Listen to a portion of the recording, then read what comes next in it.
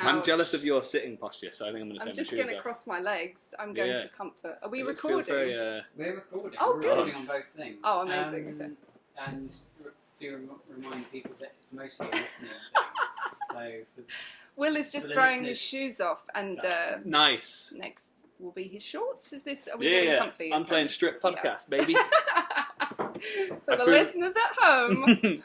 How many clothes will he take off? Veg interviews.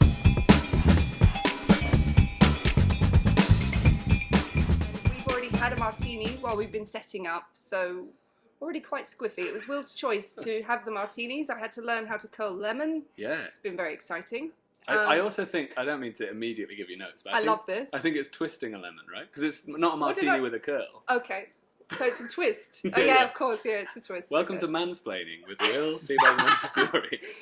My guest today is, as aforementioned, Will Sebag-Montefiore. He is an actor, writer, podcaster, sketch comedian, stand-up. I've done 2 stand-up gigs. So yeah. Anything else in there in the hyphens? Uncle, recent uncle. Uncle! Oh, Uncle Will. First time uncle. First time uncle. Yeah. Congratulations. Yeah, it's very exciting. A lot of responsibility. Yeah. People keep congratulating me. Oh, and I'm like, yes. I've done nothing. I made 1 lasagna. That's it. I also love that Ed, our camera operator, has a martini in hand. Oh, yeah, of course. Everybody's drinking martini. We are drinking this amazing gin. They are sponsoring today. It's Beckett's gin. The guy who owns the company is called Neil, and he hand-delivered me a box of gin. And I love the gin because it's very, very soft. Yeah. And we're basically drinking it straight in a martini. Yeah, a tiny bit of vermouth. It's very floral.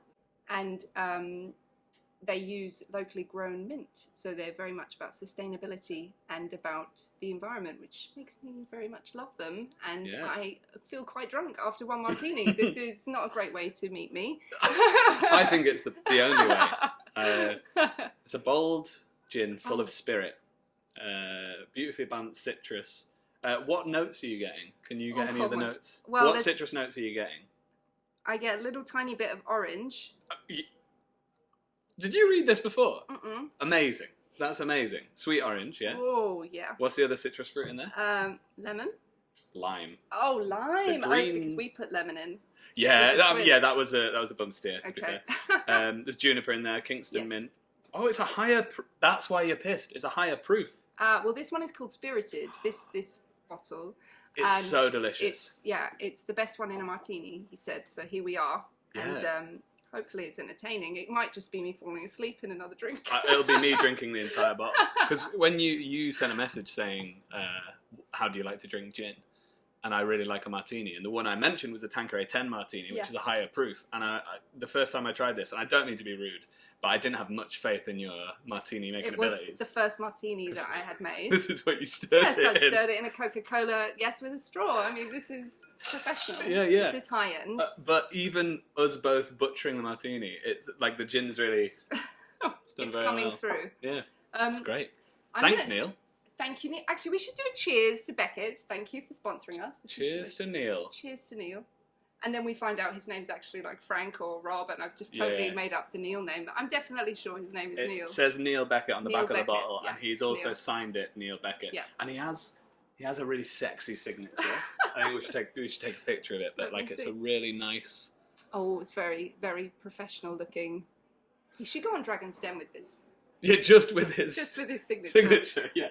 I actually thought that would be a bigger part of our lives, would be like Dragon's Den. Yes.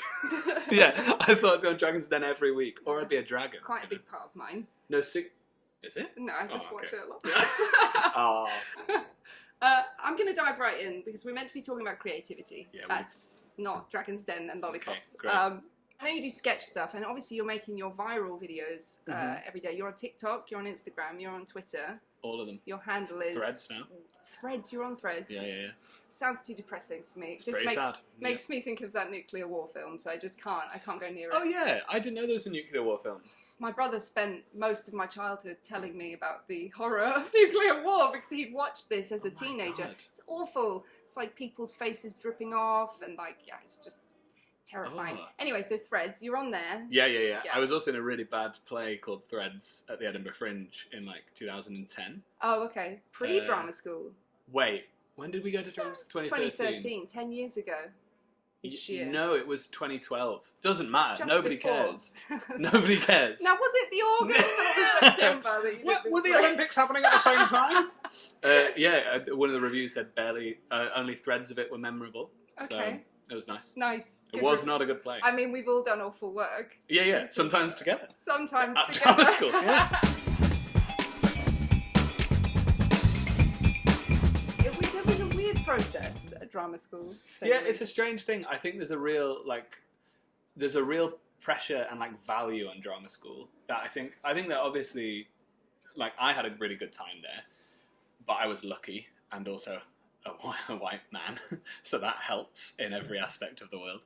And I think there's a pressure on it to be like that's the way you do it, but I just don't think you have to. I think it was really great networking wise and like meeting people, and I learned a lot. But more of the lessons I learned afterwards, and it gave me the confidence to do stuff. But I think you can find that elsewhere. So I'm not saying drama schools are pointless or bad. I just think the hierarchy of like, oh, where did you train, rather than being like, hey, nice to meet you. Yeah. Don't open Yeah. with that. It is one is of the what I'm first saying. questions when you're working as an actor. Yeah, it's like, where did you train? Where did you go?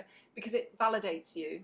Because you there's a hierarchy. Yeah, Which is bollocks, because so many amazing actors, people like Andrew Scott, didn't go to drama school at all. Oh, he's so good. He's so good. I It's copied him to get painful. into drama school. So I copied him to get my Edinburgh show that I did in 2018. I did a monologue from Seawall. I did a monologue from Savoy. I love that play. I think we may have had this conversation before. Yeah, maybe. Did We you- talked a which lot about bit- how much we loved him and Yeah. Simon Stevens. I mean, Yeah. they're just a lot, aren't they? Which bit of Seawall did you do? The bit where he's in the water and he sees her He head swings back. go onto the rock. Yeah. That's exactly the same No bit. way. That's that's the bit that I did. Yeah. No way. Yeah. Wow. Okay.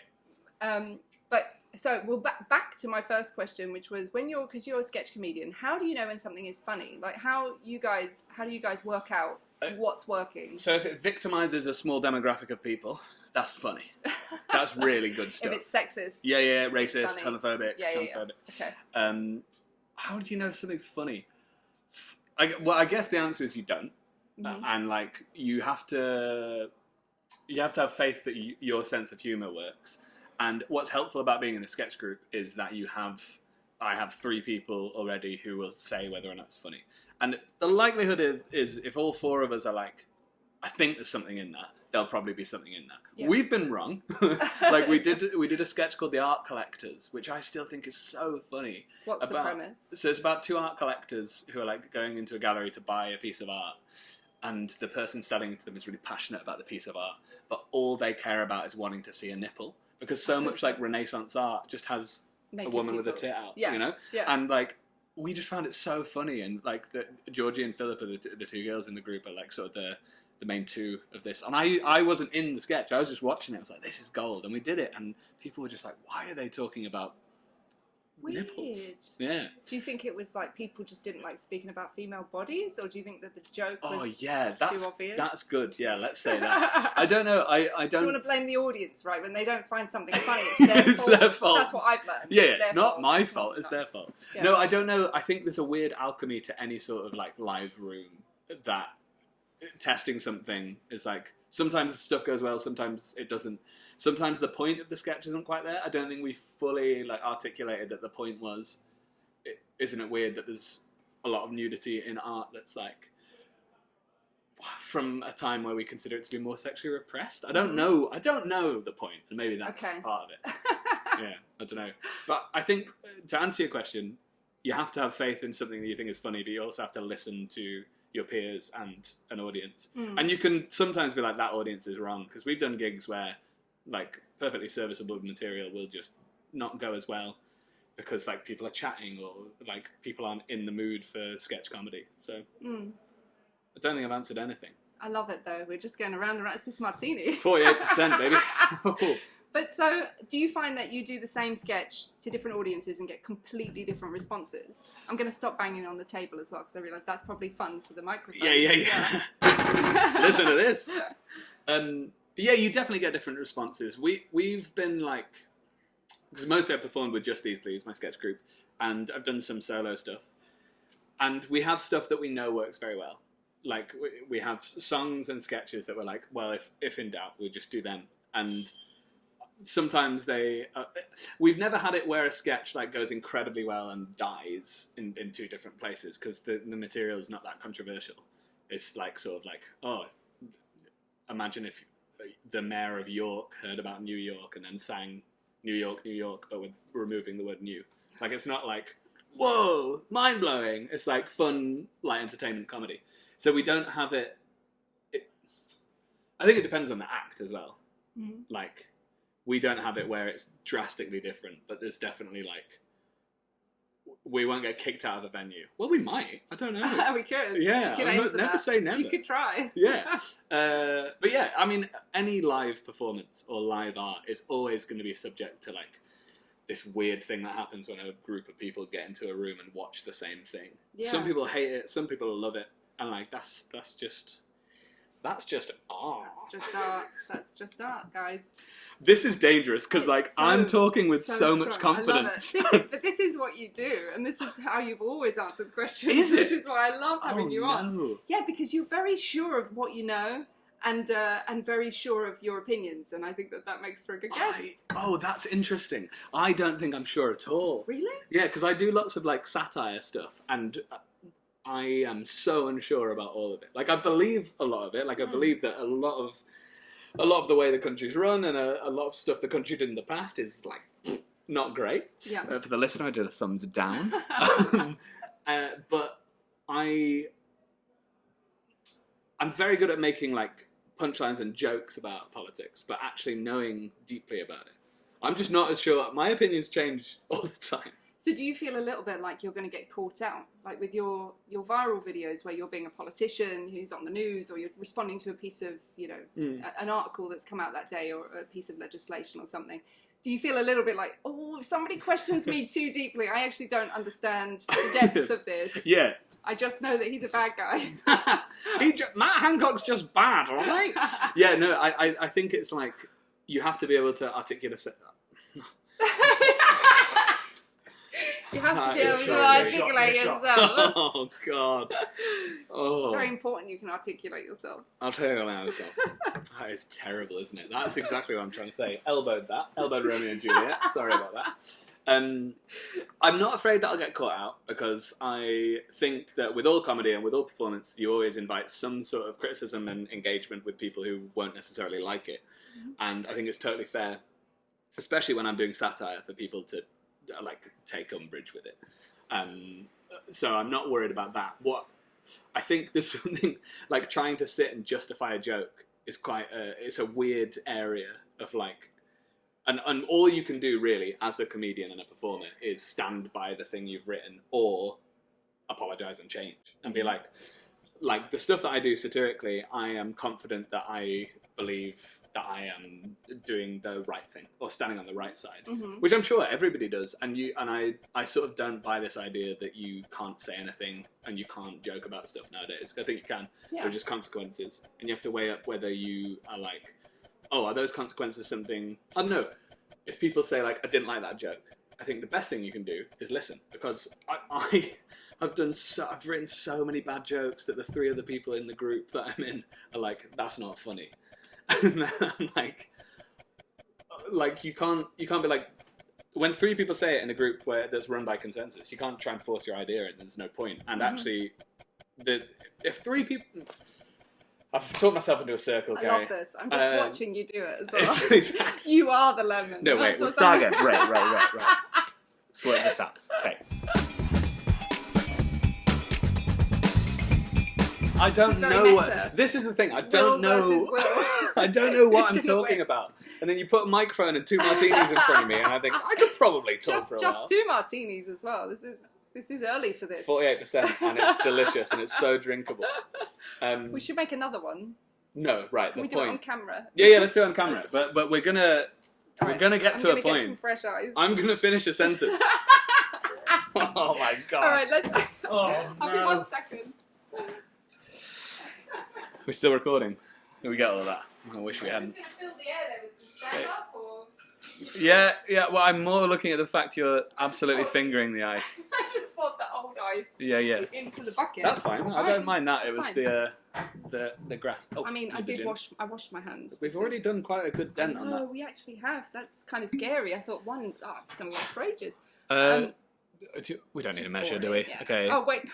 3, 4, 5, 6, 7, 8. That's enough. There we go. That's good. And then, like that much. Yeah. Oh, yeah. that's So right. this is going to be horrible to listen to, isn't it? Oh, wait. This is ASMR. Yeah, for awful sounds made right. Romantic. Romantic. Oh. Is that all the stirring you're doing? Yeah. Oh, okay. It's too late now. Put it No back on. dilution. That's the only mixer you have. And I'm going to use my hands to filter this. This is a technique that bartenders don't often use, but it's handmade martini. Handmade martini. Oh, that's horrible. Oh, That's it is really... bad. It is actually quite cold on my fingers. Yeah, I can imagine. I'm sorry, Will. No, I'm so happy about it. This is... I like that the two things that you knew you were going to do today were make drinks and record a podcast. Yeah. And you didn't bring a strainer and the I microphones know, don't work. look. Oh my God. Do you know what? Sometimes you have an idea and you have to just do the idea. I feel that Look at that's, you know... What's that the doing there? microphones didn't work, guys. It doesn't That's work. It's no point. Not my fault. Not my circus, not my monkeys. Whose fault is it? It's definitely my circus. Your not my circus, monkeys. I yeah. am the monkeys. This is my circus. Okay, look. Look, Right. how good is this martini? Oh, yeah. Cheers. Cheers. To Neil. It's delicious. It's absolutely delicious. There's That's no two great. ways And about it. actually, that tastes even calmer than the previous one. I think we might be getting drunker. Yeah, I think we might be getting drunker. Okay. Right, I'm the host. Let me Yeah, steer thanks. this back on track. Okay. So, one question I want to ask you. We're going to move away from like offending people because I Oh, think no. that's obvious maybe with comedians. Yeah, we're okay, gonna yeah. get offended. Don't. Unless you have the end to a sentence. Yeah, be kind. Okay. Listen to people. You Yeah. might be wrong. That's. Yeah. I'm often wrong. Yeah. There we go. I'm going to move away from this because this feels very heavy. It's all Too my heavy fault for two as well. martinis. You Yeah. kind of went deep into politics. I don't know why I got panicked and excited, which is not a good way to be. When you do something that gets super viral, and Mhm. I've had this maybe twice. I've done something that's caught the wind, but it hasn't caught the wind in the way that your stuff has. I'm a windy guy. He's so windy, it's ridiculous. Mm. It becomes quite addictive, the feeling of like likes and shares. Yeah. And then the next thing, if it doesn't reach the heights, And it won't. yeah, it doesn't. It never does. Nope. Yeah. How does that? Like, how do you? What's your emotional kind of perspective on that? It's interesting because you learn to get better at it. You learn to get better at like managing it for yourself. But I think generally social media is really really bad for our brains, and I think sometimes you think that people who create content maybe I don't know, but the conversations that I have with people, they're like, whoa, it's so cool, but you don't see like I sit around, especially when I first started doing it, because it was a concerted effort to be like, I want to make more stuff and like be more visible as a comedian, that you do sit on your phone and like you do exactly that. You compare numbers, and any comparison in this game is like, it's just not a good idea. So I think you have to be really good at protecting yourself, and it's really, really hard. Yeah. Like, it's hard to be like, to disassociate, one video getting 1 million views and the next one getting 100. Yes, because your name video with Just These Please, Anya, can you handle this? I can't remember all the names. Siobhan, can you handle this? Yeah. Was so good, and it had millions of views. Yeah. Crazy. And then it's really cool. And that was like a sort of, we made that to be as shareable as possible. Yeah. Of like naming lots of people and doing, and it's a been really hilarious good. idea. Yeah, it's really perfect. Yeah, thanks, man. And like it went very well, and that I think that exists in a slightly different space in my mind than my own stuff, because it's part of a group. Yeah, I see that. Yeah. So you can be like, that's our stuff. Like, and someone says, oh, I love Just These Please. I love the sketch group. I'll be like, oh, thanks. Yeah. And then someone says, oh, I love your stuff. I'm like, oh, cool. Because I think there's like there's a shyness about it, and there's something with social media that's inherently like self-promoty, and like that's the whole reason I'm doing it. Yeah. But then it's still like, you're like, oh yeah, people I know watch it as well, which is great. Or get sent it by their cousins. Yeah, Like, nice. hey, Thanks, this cousins. is very funny. Yeah. It's like, yes, he is very funny. Yeah, so I think it's a really cool area. I think it's good if you want to make stuff and if you want to like get your voice out there a bit more. I think it's a really good tool to use, but you have to use it as a tool. It can't be the other way around. You can't be sort of like trying to serve something and being like, I have to make this, I have to make that. And I think as an actor, a creative, I think the most important thing you can do is look after your mental health and be kind to people. Yeah. And be kind to yourself. So it's really hard to balance that, like, oh, I want the likes, but also I just want to make art, but I need the like, you know. And that exists. Anybody who makes stuff, unless there's some disconnect, they feel that too, I think. Mm-hmm. I think, you know, I know directors who, you know, they do stuff that's on BBC Primetime and they get the numbers from the production company, the amount of people that have watched it, X amount of million have watched it, and then they're on Twitter seeing the feedback when the show goes out and stuff like that. I think that people, we like the feedback, we like to know what people think of what we're making, but it is so hard to kind of separate the need for the approval or the feedback from the reason that you wanted to do it. Like, for instance, with this podcast, I haven't done it with any intention of anything coming back. I'm working really hard to just be in the present moment and just be enjoying, you know, the process itself, because I feel that that brings kind of greater joy in your life, right? If you're just in it for the happiness now. But yeah, TikTok and Instagram and that kind of world breeds the kind of the numbers, especially when you can look at analytics and you can see, okay, where did they find it and what hashtag worked and like how many people have seen it. Because I think it's a really admirable thing to try and be like, I'm just doing this for, and it's an important thing to try and continue and to be like, I'm doing this because I want to do this.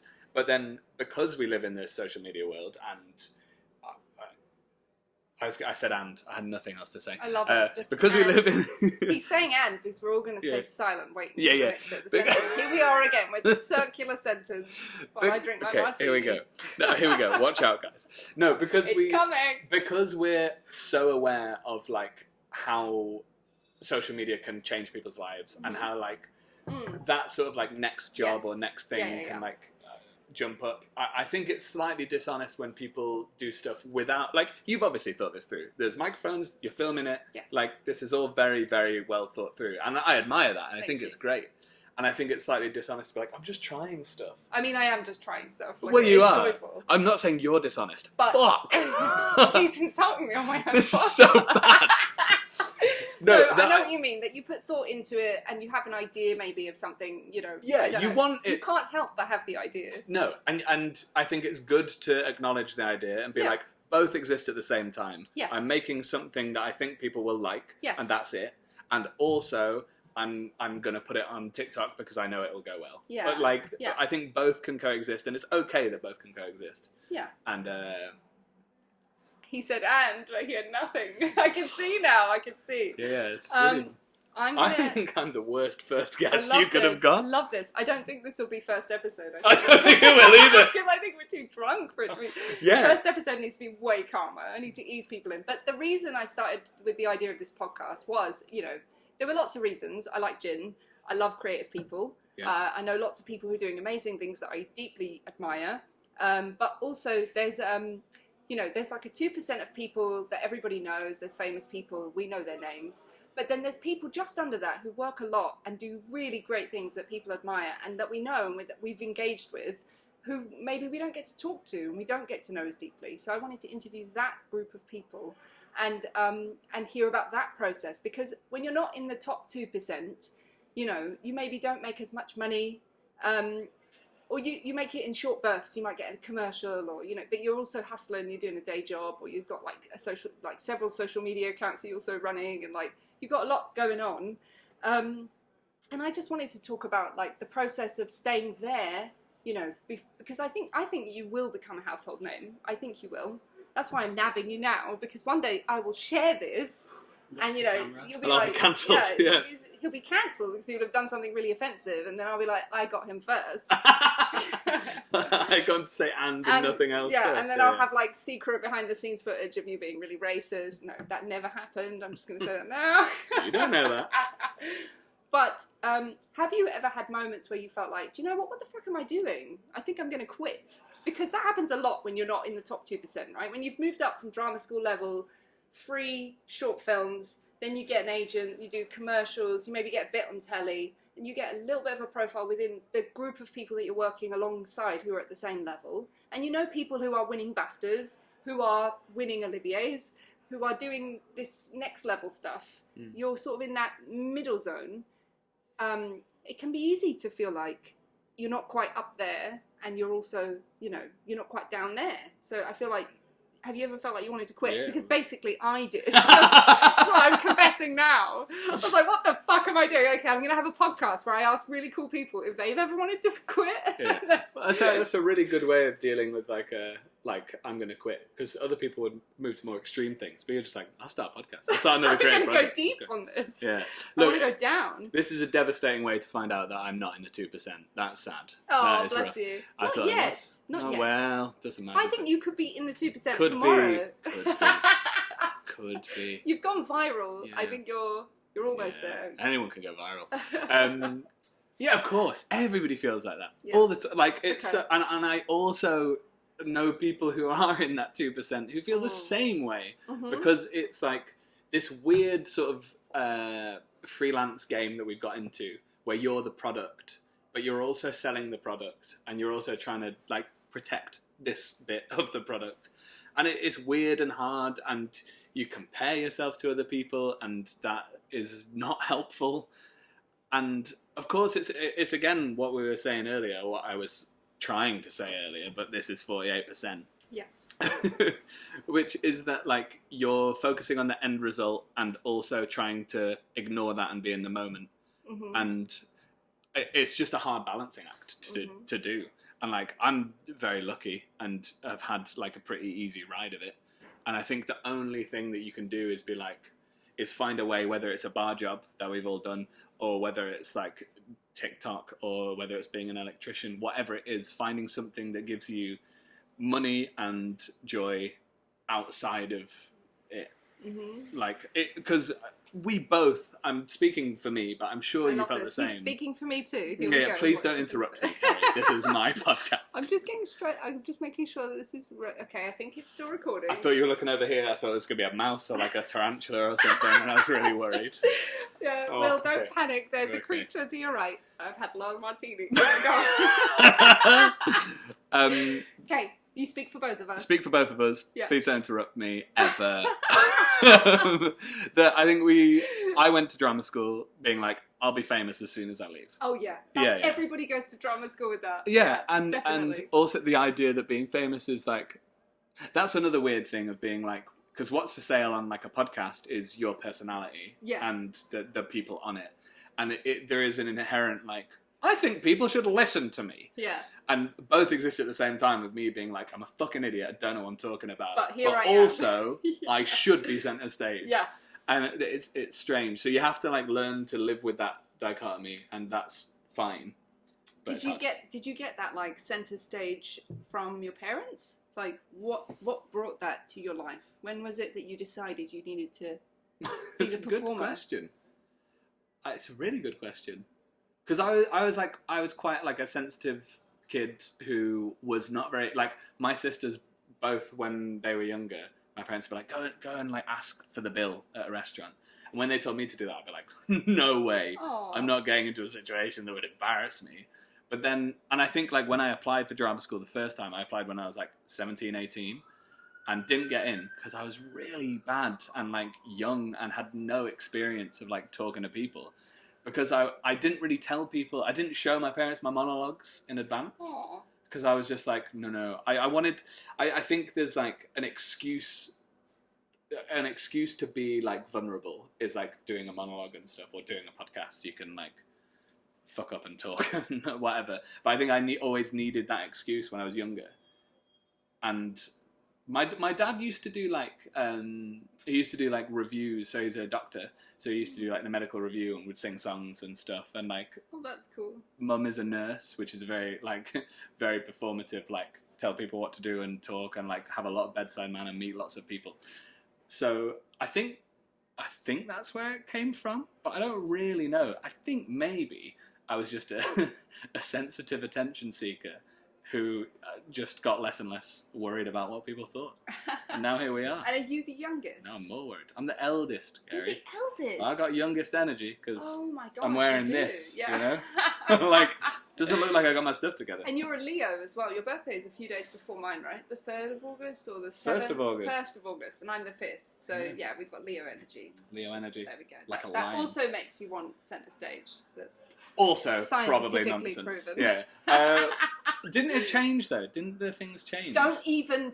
Nobody can take Leo away from me. That is yeah, not that's also happening. I at the same. I'm a Leo. I That simultaneously am like obviously it's real, but Yeah. also it's bollocks. And then when people were like, it's when changed. they were like, "You're a fucking Libra or I'm not a Libra. fucking Virgo," piss off. Like, Yeah. I am a Leo. Yeah. This is it. We're Leos. This is it. Leo till Leo. I die. Leo till I die. It's the laddiest anyone's ever been about star signs. With a martini. Yeah. I spilt. Sorry, Neil. I spilt you all over me. Oh, I regret saying that. I'll keep that in. I was going to ask, who are your comedy heroes? Just coming bow pow at you. Comedy heroes. Yeah. God. I did this to Tim Key once, and he gave me a load of people I didn't have a clue who they were, and I was like 19, and so I was just like, cool. That's okay. a great idea. Great, I yeah. could just make some people You up. could just say anyone. I'd be like, I'm really gullible. B, I probably don't have as wide a knowledge as you about comedy, so I'm just going to be like, great, Saskia Shoepants. She's fantastic. Yeah, she is amazing, to be fair. Saskia Shoepants. Her miming is 4. Saskia Okay. That's the best fake improvised person. I was going to be like, right, I'll make up a person, but I'm not going to beat Saskia Shoepants. What do you mean make her up? She's real. She's a real fucking comedian. Oh man, I've been double bluffed. Shit. Comedy heroes. I guess we're like, I remember watching Billy Connolly when I was a kid. Oh, Really loved bless him. Oh my god. But I think at the moment, comedy heroes. Wow, it's such a difficult question. Yeah. Should I give you some of mine? Yeah, Lube that'd you be up really a bit? nice. Just Yeah. help you there? Lube you up a so bit. we don't have any dead air. Mhm. So that people can hear us just being drunk and laughing. I mean, is it bad that we've gone through that half a bottle of gin? much? That is bad. Jesus Christ. Can you finger me some ice into my martini?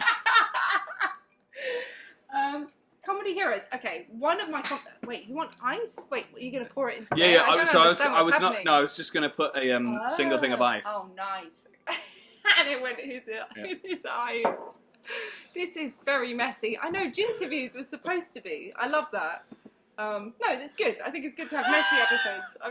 I'm gonna circle back round like a lemon peel. Like a lemon peel. The whole episode is with a twist. No, it's with a twist. The twist is Sorry, that I I got don't it know wrong. what I'm talking about. Who knows? No, what's it is a happened? lemon the peel. twist is what's happening. I'm not arguing that it's not a lemon peel. It's definitely a lemon It's peel. also a twist. Yeah, it's twist lemon peel. It's just not a curl. Okay. Why can't it be a girl? It can't be a curl. I don't know who Sis, decides I'm those getting rules. mansplained left and right here. You're welcome. Oh, I don't like the person I'm coming across as, which is probably the person I am. I don't know. Is Martini like the most genuine person you could be? Yeah.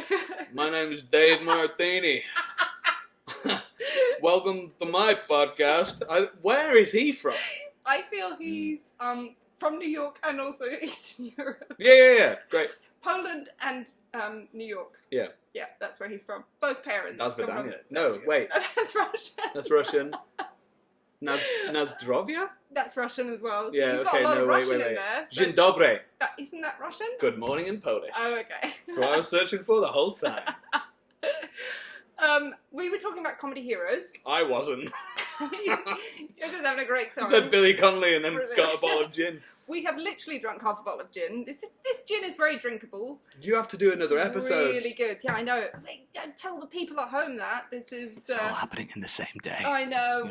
Yeah. I'm going to double dip. I'm going to have like a load of water in between. Double dip is such a horrible way of Shower. describing what you're doing. I'm going to put my saliva on it. I'm going to double dip. I'm going to Okay. double comedy dip. Yeah, great. This is, anyway, comedy heroes. Yeah, For please. me, Aid Edmondson, Rick Mail, Great. Bottom was like one of the biggest things in my life. The TV show. Have you seen it? No, I feel like you made up two names and said Rick Mail in the middle. So What? the idea that Aid Edmondson. Oh I am my the person God. being asked about comedy Have here you ever is watched The Young embarrassing. Ones? Yeah. Yeah. So Aid, Rick and Vivian are Aid Edmondson and Rick Mail. There you go. Then Great. they had Bottom, which started in about 92. Yeah, I've definitely heard of that. When I was about Or 7, just the word. not even 7, when I was about Mhm. 6, I knew like every single word to series 2 because my brothers had it on VHS. Can you remember any of it now? Oh my God, Gas Man! Gas Man! I mean, that's like the most famous bit. It's like, oh, and he was from EastEnders. Oh, I can't remember what character name he was, but he was anyway, whatever. They are my comedy heroes. That kind of, I watched a lot of documentaries about the 80s and the kind of up and coming, like comic strip presents people. So there was Jennifer Saunders and Dawn French. Those people are like, I feel that kind of genre of comedy was my personal like, wow, fucking hell, they are amazing. Because it felt kind of punky and like, they were doing it in Soho for nothing. Yeah. And then they got all these TV jobs, which was brilliant. But yeah, they were. I feel like the alternative amazing. comedy scene at that time like really Yeah, generated exactly. a lot of cool people. Like Eddie Izzard, who is amazing. Susie Eddie Izzard. Yeah, Susie Eddie Izzard. She's brilliant. And like I was introduced to her by a friend of mine who absolutely loved like the Death Star Cantina stuff. And I was like, oh, I'd never seen comedy like that. And I thought that was amazing. But mine would be... it's sort of a boring answer. The reason I haven't answered yet is because I'm like, I don't want to be like sycophantic and weird.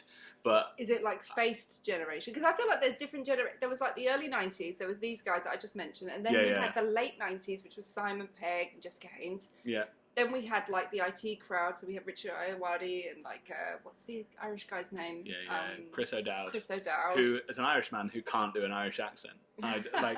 What do you mean? He's literally Irish. I know, but like, he's done a very good job at You've making. spent 5 minutes in County Kerry, and Yeah. you think you're the authority on an Irish accent. Because I can understand it. Oh my I don't God. think it's legitimate. Like, yeah. But that's English people through and through. Is that we're like, You're not Irish enough. Yeah. You're not enough of what you are that Yeah. I've dictated that I think you are. Exactly. England. Yeah.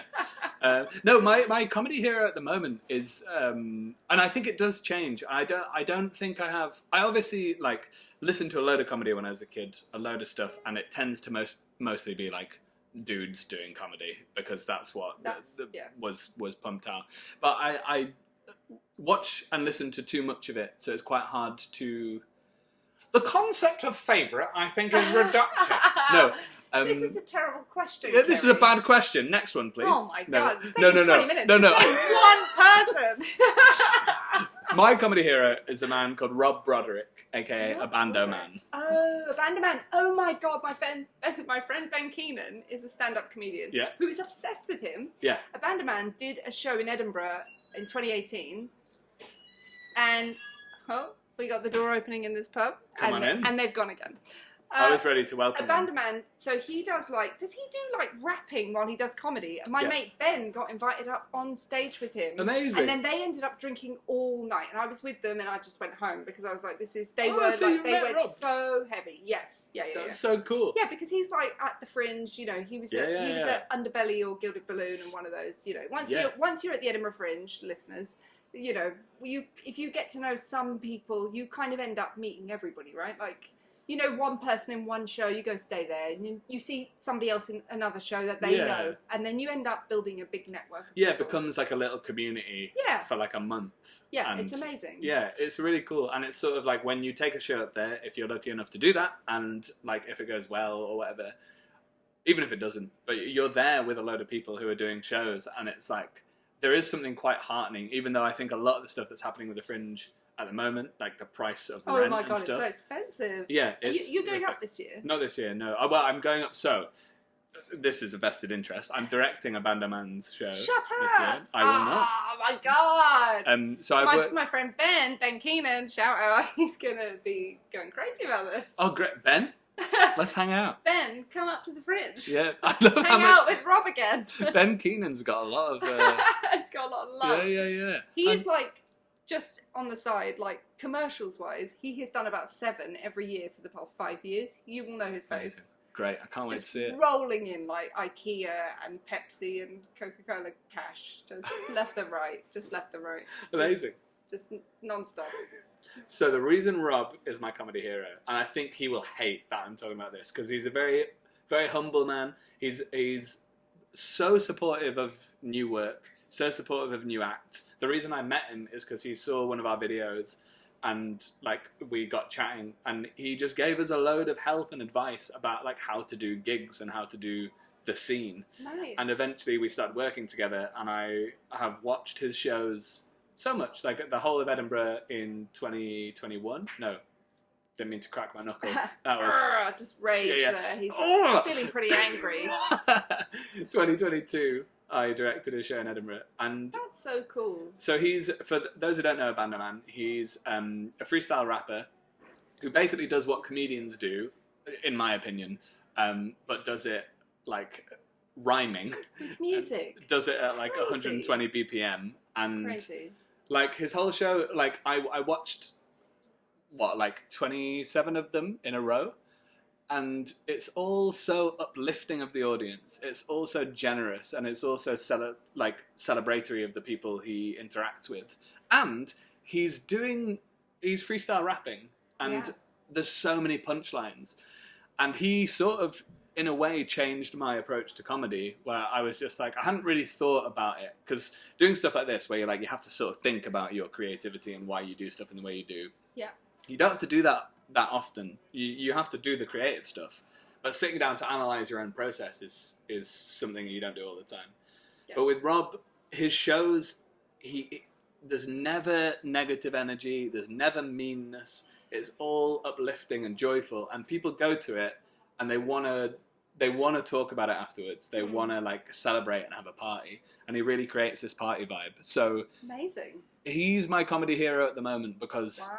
A, because he's given me a lot, and working with him is so much fun, and B, he's changed my approach to comedy. So Wow. And where's his show on? his show's on at Underbelly in the Cow, the Upside Down Cow. Nice. And I mean, he's always at the Edinburgh Fringe. He's at the Melbourne. Nope, not Melbourne. Adelaide. He's always doing stuff. Follow a Bando Man. It's like Abandon Man. I like how like you're a band of man. You're now like plugging someone else. Yeah. Yeah, follow him. But he's very good. But so why do you want to direct him though? Like, what's your? I So don't. you just felt like you wanted to direct stuff. You wanted to. How did you get into that? He asked me to do it, and I laughed, and I Yeah. was like, "But it's freestyled." Yeah. But we do a lot of stuff like on building the narrative of the show. So his current Edinburgh show is like, you're all coming to a music festival in an hour. Mm-hmm. So it's doing Friday, Saturday, and Sunday night in an hour. Nice. So we talk about what, like, I basically get to hang out with Rob. He raps at me, and I get to Yeah. go, "Have you thought about this?" And he's like, "Oh, cool." And then I get to just hear like the best rap. It's amazing. Amazing. Yeah. So he's my comedy hero at the moment, and I think like I find it quite hard to answer that question with like a list of like. I wish I had that experience with the young ones. Yeah. But I have a bunch of little things, but I don't remember one thing that made me be like, whoa. Yeah. Other than maybe Billy Connolly, because my mum's Scottish, and like he seemed to be the only way that swearing was allowed. Yeah, it was Everywhere. acceptable. Yeah. Yeah. And I just thought the way he spoke was incredible. Yeah. So yeah. Okay. Yeah. Interesting. I'm just going to do a time check. How are we doing? It's coming up to 10 to. Oh, 10 to. Okay, we've got the last 10 minutes. The last 10 minutes. I was going to ask. Okay, next thing I was going to ask. Great. Do this. Shall we get another? Oh I my love God. It. We've got a timer. Show the camera that. That is amazing. This is so high-end and professional, guys. be- We've got an actual timer. To be fair, I would have thought we had 6 minutes and 50 seconds left. That's what I thought. But we Is have- that not true? No, it's 10 to 7. I would have misinterpreted that sign as well. As and would I've I. had way too many martinis. I would have done nothing. Would have done nothing Would have been differently. like, okay, Yeah. 6 minutes left. Okay, Yeah, great. cool. Thanks, Ed. I'm gonna carry on as I am. Shall we have one last martini? You've got. Okay, I'll let you finish your No, martini. no. Go finger some ice, Is Kerry. there any more vermouth, or am I just going to be drinking straight gin? I forgot vermouth. Yeah, there's vermouth. Is that the vermouth glass? Yeah, that's loads of vermouth. Look at that. Look how much vermouth there is. Wait, here we go. I'll pour it into our mixing glass. Look at this. Are you ready? Yeah, Oh my. Okay, we've got a dribble of vermouth. This is fantastic. I love this. You were a bartender, were you not? Mixologist, but don't split hairs. You know what I mean? That's free pouring, guys. I love that you don't have a nozzle on the end. I caught it. I absolutely caught that. That's. Will It's just. just fucking hell. He just. Sorry, I threw it behind my back. Yeah. Yeah, he threw it behind his back, Should we do it again? and then he nearly knocked the table over. Wow, that's amazing. Oh, Oh, my shit. god. Okay, Wait. I tried to learn how to do this. This is amazing. That's a reel. That's the highlight. That's a TikTok right there. I Look. remember trying to learn to flip and catch on the back of my hand, and all that happened was the back of my hand got swollen because That's much just harder, went to be boom, fair. Yeah, like, I it tried was just that. like a fucking 2 days of like slamming my hand up against a bottle. It was awful. That's horrible. I was like, yeah, Horrible. and my hand was like Frankenstein's hand. I was like, fuck, I think I fucked my hand up. Do you want to try it now? Oh, I thought you meant the drink. I was like, where's the drink? I can't. No No. way. I would kill myself with that bottle. I am so clumsy. I wanted to do. I've been waiting. I've been basically like politely being quiet so I can just like, do this. Oh my god. Where were you a bartender? Because we went to drama school when we were you were very young. You were like I 20. was like 16. Yeah. You were he No, was I was, 16. He was a man-child when he got into Central. Oh yeah, I was School terrible. of Speech and Drama where Judi Dench and Andrew Garfield also Yeah, trained. which Yeah, means this means nothing. we are as Sorry. amazing as them. Yeah, This yeah, that's we what- are the You are 2%. Spider-Man and I'm Judi Dench. That's what that I'm. Okay, you've definitely done I better am. than that. Yeah. I'm M. Is Yeah. that- okay. Oh, you're a fine. national treasure. Yeah. Well, I mean, yeah. I got nothing. Nope, neither do I. Neither do I. I stumped us both. I could not flip that bottle. There's glass. What are you talking about? It's crazy. Most bottles are. I was practicing on a Coca-Cola bottle, and I still That's fucked so my hand up. painful, Yeah, man. it was so painful. Yeah. I'm super clumsy. I fell down I got stairs into my kitchen. I fell down them yesterday. Stairs down into the kitchen. Yeah, because it's like an old Victorian flat. Yeah. And there was like a box of toys at the bottom of the stairs. And as I was walking down, my toe caught in the fucking toys. And I just went arse over tit towards the oven and ended up on the ground, just literally in labour pains. You know, like proper, ooh, ooh. Yeah, I can definitely relate to labour pains. And I yeah. called Jack, like, hello, you have to come home, I've hurt my dog. Oh my god, it was that bad. It was so Oh bad. shit. My son was like, got it, got the ice. He knows what to do. I'm so clumsy. Your son It looked happens at you all and the was like, time. And for that reason, I'm out. I'm out. Like, Get out, yeah, yeah. mama. Good call When you first, thank you. It's always nice when someone says good callback and Love that doesn't you were laugh. making a martini and the ice is now melted and we've got just a glass of Coke here, which is... Yeah, well, that's the dilution. Do You I leave pour? it- Do I pour this just straight in my glass? Yeah. If you So could Will finger it has into your glass. he's filled the Coca-Cola glass with gin, just gin, and 2 drops of Fucking vermouth. hell. Yeah, a lot of gin. We've drunk a lot. I'm very glad that Ed had it. Ed, do you want a drink? Ed needs to have a drink. We've I only want got a about break. 5 minutes left. Huh? I wanted a break, yeah. He's on it. Okay. Okay, great. Okay, Well, okay. that sounds Oh, sensible. Jesus And you're like, Christ. wow, you've really enjoy your next guest. Stop talking about my next guest. Look, William. Yeah. William Rebecca Sebag-Montefiore. This is like... William Rebecca, Montefiore, is that like Mount Sebag-Montefiore. Fire? Mountain of Flowers, I think is the deal. Italian. Okay. I thought, wow, Mountain of Fire. That's Right. how good my Italian is. I mean, I say that confidently. I don't know. My dad once rang. No, I know Fiorelli. Isn't Fiorelli fire, flowers? Probably. I thought Fiore was fire. Maybe I'm a mountain of fire. Oh, Mountain of Fury. Fiore. It tracks. It tracks. It was very... Where were we? I have no. I Okay, have good. literally no. That's The thing is, the guests should be getting more drunk than I am. That was the idea, and you don't know, but I seem more not in the know. Okay, you're gonna have to run that one by me one more time. Okay, hold on. You don't know that. We were talking about comedy heroes wanting to give up. Okay, we're coming down to the last 5 to 10 minutes. So let's say where do you want to go? Like, what's your goal? Mauritius. Where do I want to go? What's my goal? Yeah, because you're doing like these Virgin cruises, right? You're doing these amazing cruise ship shows. Yep, they're amazing. Which is so fun. Yes. Yep. Yeah. No audience members have ever walked out of them. Ever. I don't know if this is sarcasm. It's sarcasm, okay. But the cruise ships are amazing. It's a really weird sort of thing that we've ended up doing as a sketch comedy group. That we did our shows in Edinburgh, and a cruise line came to see it, and we're like, hey, do you want to do the show on a ship? And we were like, that's a spam email. Yeah. It turned out it wasn't a spam email. And yeah, we've done our show on a ship. So if you're doing a show that you're like, this is a variety show, or like this is a show with a bit of music in it, the shows that tend to go really well on cruise ships have a bit of a bit of what's the word, Kerry? Pizzazz. That's genuinely the word. They have a bit of pizzazz to them, a bit of dance, a bit of song, a bit of whatever. Just something that would entertain people who are stuck on a moving city for 2 days at sea. Yes. Invite cruise companies to see your show, because like it's a way of making some money and having a really great experience and seeing a bit of the world. So yeah, it's a very strange place for a sketch group to end up. But yeah.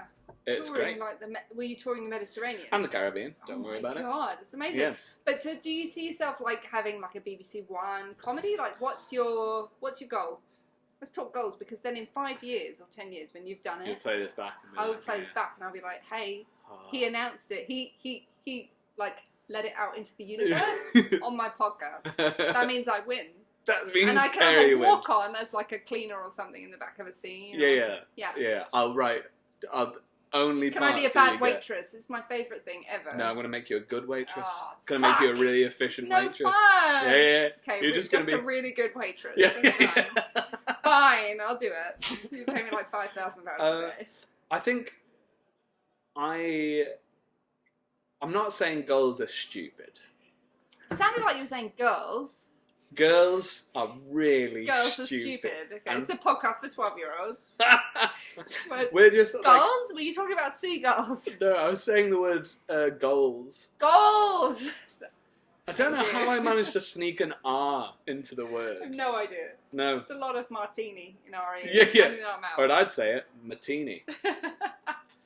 No R's. Yeah, Controversial. No R. So goals are stupid. No, goals are... Fucking hell, I do say girls. Look, we've had half a bottle of gin. Yeah.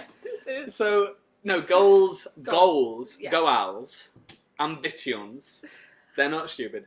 I think it's very difficult to set goals. I often, like, see people on TikToks and, like, productivity sort of podcasts talking about, like, you got to set your goals and achieve them and, like, your 5-year plan and stuff. I've never had a 5-year plan. My sort of, like, attempt to be more visible and more relevant online was, like, a concerted effort. And I had like a New Year's resolution to get 10,000 followers on Twitter. So and you've done that. Yeah, I You're did like that. 40,000, aren't you? 46.6, but who's counting? I've lost You 200 in are, the last honey. week. Yeah, I absolutely am. 46.6. Who's counting? Who's I counting? am. Who cares? I am. Who cares? Not me. But I think it's a really complicated industry that we've decided to join, where you can set a load of goals. You can get to a point where you're like, you've written a TV series with like the channel, and get to the point that gets, they just are like, nope, we're not doing this now. Like I've had friends that's happened to. You can audition for stuff and be like, this is absolutely me, and it can go another way. And I think it's really, really hard to set goals, and it's really hard to set goals that are based on some sort of external force. Yes. And you can be like, I want to do this. And what you can do, absolutely, is be like, I want to make a show. And I want that show to do X, Y, and Z. But I think you have to always understand that there are other forces involved. And if you make a show that's really, really good, and it doesn't become the next West End show, or it doesn't become a TV show, that doesn't mean you've failed. Which is your thing of like talking to the not to the 2%. Yeah. That like, you can make stuff and it can go really well, and it doesn't really have a life further on, and that's okay. You'll still learn from it. And if you're able to, which is obviously a privilege, but if you're able to keep going, you will just outlive some people. You've just got to, it's literally just sticking to it. Yeah. And other people quit and you don't quit. Yeah. Yeah. And believing in yourself. And like I worked at a theatre and I spoke to the artistic director of it Which theatre? in a lift. I won't say because I don't want to I'm necessarily. trying to remember which one you worked at. Well, let's I cut think I've this. got but one of two. I worked. Oh, on National in my head. Yeah. Okay, fine. I worked at the National. I've been upgraded. So you're Yeah. But I spoke. I'll cut it. No. That was quite fun. So, but I was working at and I spoke to someone who'd been in the. Look, we can just we don't have to say their name. You could bleep it. Okay, just. Yeah. Okay. So I was working at which was a great place to work and really helped me when I got a job there behind the bar, with Michael Mahoney. with Michael Mahoney, the myth, the legend. Yeah. Exactly. You all know Um, who he is. Yeah, everybody knows he's a household name. In that he's a name of someone I've lived with, so he has been in my household. Everybody knows someone called Michael or Mahoney. I feel that's. Do you think that's true? Yeah. Yeah. Anyway, get to your So- sentence. I worked at and I spoke to one of the people at about their career, and they were basically like, the best advice they gave was just keep going. Mm-hmm. Because after a certain point, if Keep you're trucking. able to, and Yeah. that's a big caveat, right? Which is Yeah. I'm from a very lovely background, a very privileged background where I can keep going, and I Yeah. was able to start in the first place. And it's getting fucking harder and harder for people who are not like me to continue, and that's terrible, and it needs to change. But if you're able to keep going, I just think eventually, if you keep pushing, and if you're nice to enough people, and you make good enough stuff, it'll happen. But I make bad stuff, so we'll see. That's the tipping point, that theory, that you just keep Oh, doing is it? and then at some point you tip. Yeah, I'm sure that's the tipping Oh, point. yeah. But also, stoicism is what I was referencing earlier, but I was too drunk to remember. I Darren don't Brown. remember you trying to reference something. Darren so- Brown wrote a great book called Happy, and he talked about stoicism, which was Very about good stuff. it was Very good about enjoying stuff. Kerry, the process. you need to stop drinking. This is terrible. It was about. Do you know what? It's even Oh, nice just sipping the it's just bottle. nice to I'm so straight. sorry to interrupt, but That's what- he's Will has just drunk from the bottle of gin. oh yeah, straight. sorry, listener. Yeah. I keep forgetting about you. I keep doing camera takes. I know. I'm not looking at the camera. Hi. I'm barely looking at the camera. That's a I'm real going for the power mic, move. guys. You guys at home, I love you. Yeah, I you love know, the you know most. where your bread is buttered. Sorry, I interrupted you to take a sip of a And really I nice have gin. no idea what I was saying. Stoicism. Stoicism. Darren Yeah. Brown. I don't really he know what talks about- stoicism means. Yes, but it means, Great. Will, great question. It means enjoying what you can control. So the things that are outside of your control, that's not your bother because you can't do fuck all about that. So Yeah. you're like, okay, I want to do a podcast. Okay, I'm going to make a podcast and I'm just going to have fun while I do it and I'm going to put it out. What happens after that is none of my business. Yeah. It's literally I'm going to do a sketch and I'm going to put it on Twitter and Instagram and TikTok and Threads. Threads. Yeah. And then I'm just going to release control because I have no idea what's going to happen. Yeah. Fuck that.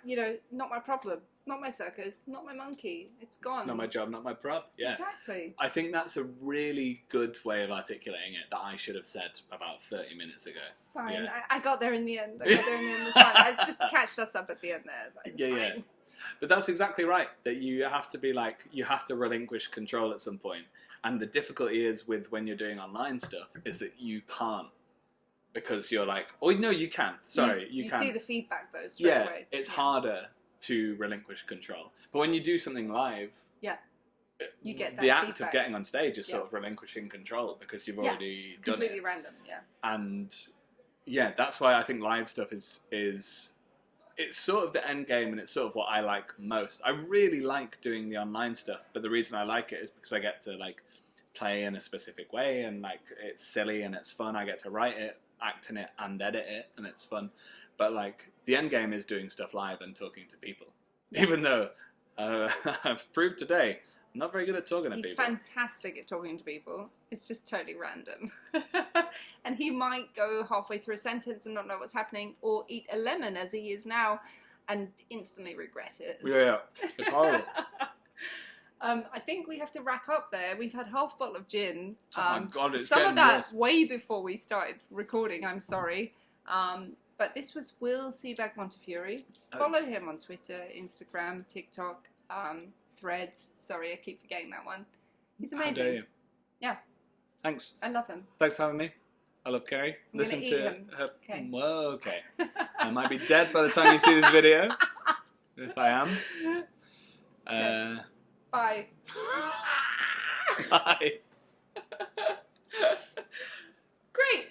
There we go. Okay. Oh wait, do we have to do a clap? Nah. You sure? Yeah. Shall we? Just for fun? Yeah, let's do a I'll clap just for hit fun. Stop. Oh shit. So we're not. Let's do a clap On anyway. here? Interviews. 2 claps. Slightly.